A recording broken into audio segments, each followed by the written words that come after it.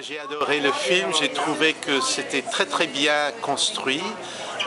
J'étais vraiment, il y avait un suspens, j'étais vraiment pris par le film et je trouvais le sujet très intéressant. La bande sonore d'ailleurs j'ai trouvé très intéressant et tout en fait. Ça nous a fait voyager dans un pays très beau d'ailleurs, mais aussi un pays bien sûr dangereux. Ça parle de quelque chose dont j'avais pas conscience du tout. Je savais pas que ça existait, cette histoire de l'infanticide rituel. J'en avais aucune notion. Je sais qu'il y a beaucoup la présence des esprits.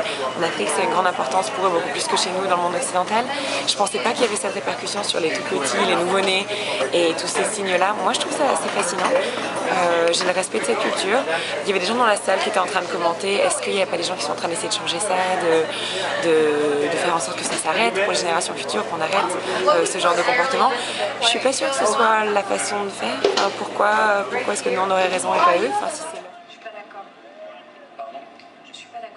Alors, le titre, Le secret de l'enfant fourmi, c'est parce qu'en fait, là c'est beaucoup moins drôle. C'est-à-dire que la première fois que j'ai entendu parler de la question de l'infanticide rituel, c'est-à-dire ces enfants qui sont tués dès la naissance pour des raisons liées à des désignations sorcières, la première fois qu'on m'en a parlé, on m'a raconté une histoire d'enfant donnée aux fourmis.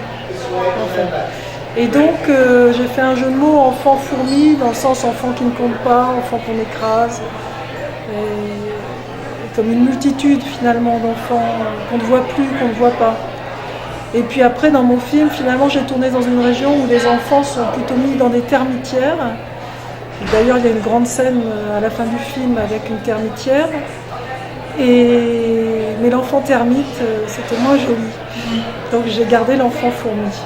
Pour moi ce qui est très important c'est la question de la double culture, c'est-à-dire comment des enfants adoptés, porteurs d'une culture, de leur culture d'origine, comment il ne faut pas nier cette culture-là, même si elle contient des choses difficiles, parce que si on efface la culture d'origine, eh ben la personne elle est invertébrée, il lui manque ce qui lui pose ses pieds sur terre, il lui manque les racines.